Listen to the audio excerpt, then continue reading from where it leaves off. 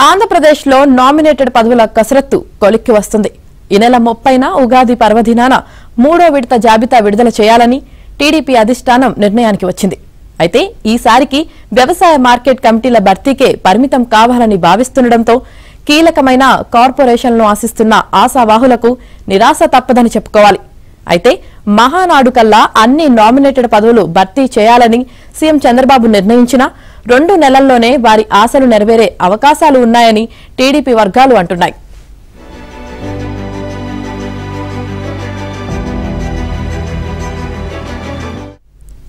కూటమి అధికారంలోకి వచ్చాక గత ఏడాది సెప్టెంబర్లో నామినేటెడ్ పోస్టుల భర్తీకి శ్రీకారం చుట్టింది. 20 కార్పొరేషన్ల చైర్మన్లతో పాటు మొత్తం 99 మందితో తొలి జాబితాను అప్పట్లో విడుదల చేశారు. రెండో విడత భర్తీ ప్రక్రియ నవంబర్లో జరిగింది. 59 మందితో రెండో జాబితా విడుదలైంది. తొలి రెండో విడతల్లో సుమారు 150 మంది నేతలకు న్యాయం చేశారు. మూడో విడత నామినేటెడ్ పోస్టుల భర్తీపై 4 నెలలుగా కసరత్తు జరుగుతున్నా సామాజిక సమీకరణలు, కూటమి పార్టీల డిమాండ్ల నేపథ్యంలో ఓ కొలిక్కి రావడం లేదు.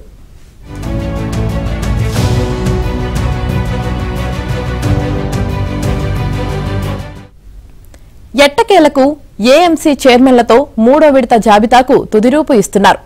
ఏపీలో 218 మార్కెట్ కమిటీలు ఉండగా ఈ విడతలో 50 నుంచి 60 స్థానాలే భర్తీ చేయనున్నారు. మిగిలిన వాటిని మే నెలలో భర్తీ చేయాలనుకుంటున్నారు. ఇంకా భర్తీ చేయాల్సిన నామినేటెడ్ పోస్టుల్లో కీలకమైన కార్పొరేషన్లు ఉన్నాయి. గత ఎన్నికల్లో సీట్ల సర్దుబాటులో భాగంగా ఎమ్మెల్యేగా పోటీ చేసే అవకాశం కోల్పోయిన నేతలు, పార్టీ కోసం గత 5 ఏళ్లు కేసులను ఎదుర్కొని కష్టపడిన నాయకులు వీటిపై ఆశలు పెట్టుకున్నారు.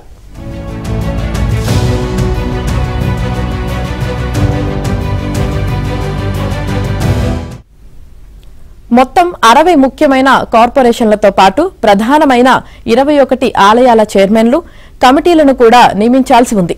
ఈ ఏడాది సంక్రాంతికే వీటన్నిటిని భర్తీ చేస్తారని ఆశావాహులు భావించినా కార్యరూపం దాల్చలేదు.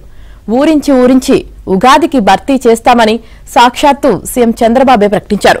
కొద్ది రోజుల క్రితం అసెంబ్లీలో ఎమ్మెల్యేలు, ఎంపీలతో జరిగిన సమావేశంలో మార్చి నెలాఖరుకు భర్తీ చేస్తామని, మేలో జరిగే మహానాడు నాటికి పార్టీ కమిటీలు పూర్తి చేస్తామన్నారు. ప్రస్తుతం అది కూడా కార్యరూపం దాల్చే పరిస్థితి కనిపించడం లేదు.